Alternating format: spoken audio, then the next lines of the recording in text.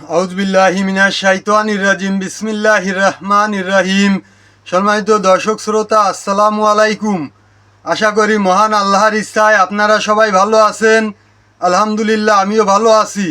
আমি মোহাম্মদ জুয়েল মোল্লা, আমার ইউটিউব চ্যানেলের পক্ষ থেকে আপনাদের সবাইকে জানাই আন্তরিক শুভেচ্ছা, অভিনন্দন। আজ আমি আপনাদের সামনে একটা অত্যন্ত মূল্যবান এবং গুরুত্বপূর্ণ বিষয় আলোচনা নিয়ে উপস্থিত হয়েছি।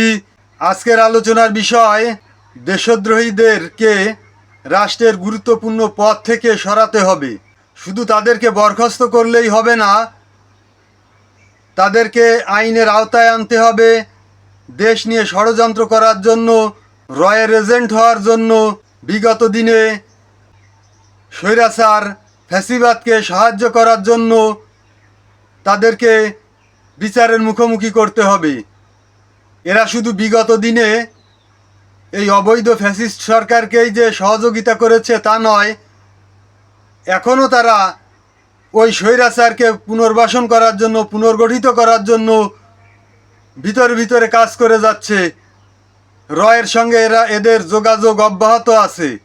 একটা সুষ্ঠু, অবাধ এবং গ্রহণযোগ্য নির্বাচন অনুষ্ঠান করতে হলে যেমন সংস্কারের বিকল্প নাই, তেমনি সংস্কার করতে হলে এইসব দেশদ্রোহীদেরকে আগে পদ থেকে সরাতে হবে। যেমন বাংলাদেশের সব থেকে বড় যে গুরুত্বপূর্ণ দুটো পদে বসে আছে স্বৈরাচার ফ্যাসিস্ট হাসিনার লোক। একজন হচ্ছে সেনাবাহিনীর প্রধান জেনারেল ওয়াকার, আর একটা হচ্ছে রাষ্ট্রপতি। সর্বপ্রথম এই দুইজনকে এদের পদ থেকে সরাতে হবে। রাষ্ট্রপতি চুপ্পুকে সরানোর জন্য একটা আন্দোলন শুরু হয়েছিল, কিন্তু বিএনপি বাংলাদেশের সব থেকে বড় দল, তাদের সমর্থন না থাকায় এই আন্দোলনটা চালিয়ে যাওয়াটা সম্ভব হয়নি। বিএনপির আপত্তি ছিল যে সাংবিধানিক জটিলতা শুরু হবে। তাই বর্তমানে আমাদের দেশের প্রধান উপদেষ্টা প্রফেসর মোহাম্মদ ইউনূসের কাছে এইটুকু দাবি যে চুপ্পুকে এবং ওয়াকারকে, এই দুইজনকে অতি দ্রুত তাদের পদ থেকে সরাতে হবে এবং বরখাস্ত করতে হবে এবং আইনের আওতায় আনতে হবে। আমি জানি না এদের মেয়াদ কতদিন আছে। দর্শক বন্ধুরা, আপনাদের জানা থাকলে একটু কমেন্টে জানাবেন যে ওয়াকারের মেয়াদ আর কতদিন আছে।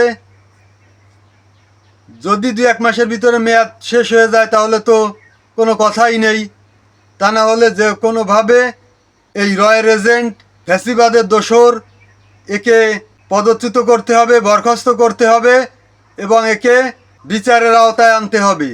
রাষ্ট্রপতি চুপ্পু, এই কুত্তার বাচ্চা, হাসিনা যাওয়ার পরে প্রথম দিন স্বীকার করলো যে সে আমার কাছে পদত্যাগপত্র দিয়ে যায় এবং আমি এটা গ্রহণ করি।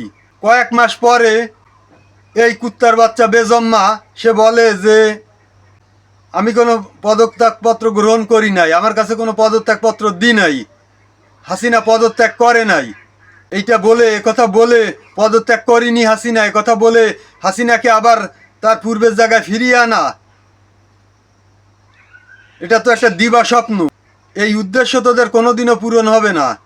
এই উদ্দেশ্য বাস্তবায়ন করতে গেলে বাংলাদেশের মানুষ তোদেরকে শেখ হাসিনার মতন ধাওয়া দিয়ে দেশ থেকে বের করে দেবে। একথা নিঃসন্দেহে বলা যায় যে জেনারেল ওয়াকার নির্বাচন নিয়ে, নির্বাচন রোডম্যাপ করার জন্য, সময়সীমা বেঁধে দেওয়ার জন্য তুই কে? নির্বাচন কবে হবে না হবে এদেশের জনগণ বুঝবে, এদেশের রাজনৈতিক দল আছে তারা বুঝবে। আমি আবারও অন্তর্বর্তী সরকার কাছে অনুরোধ করব, এই ওয়াকারের মতন দেশদ্রোহী যে শেখ হাসিনাকে পালাতে সাহায্য করেছে এবং হাসিনার দলের অনেক এমপি মন্ত্রীদেরকে, অনেক দেশদ্রোহী অর্থ পাচারকারী তাদেরকে পালাতে সাহায্য করেছে, এটা কোন ধারার অপরাধ? একজন আইনজীবীর সঙ্গে কথা বলে ওকে আইনের আওতায় আনতে হবে। একটা অপরাধীকে, ক্রাইমকে সহযোগিতা করার যে অপরাধ, তাকে পালাতে সাহায্য করার যে অপরাধ, সেই অপরাধে, সেই ধারায় ওয়াকারের বিচার করতে হবে। ওয়াকারকে একজন দেশদ্রোহীর যে সাজা, সেই সাজা ভোগ করতে হবে। তার কারণ রয়ের এজেন্ট যারা, রয়ের কাজ এই দেশ নিয়ে ষড়যন্ত্র করা, আর যারা রয়ের এজেন্ট তারা সব কয়জনই দেশদ্রোহী। তাই এদের কাউকে ছাড় দেওয়া যাবে না। অতি দ্রুত এদেরকে বরখাস্ত করতে হবে এবং বিচারের আওতায় আনতে হবে। সম্মানিত দর্শক শ্রোতা, এই ছিল আজকের আলোচনা। আশা করি আজকের আলোচনা আপনাদের সবার কাছে খুবই ভালো লেগেছে।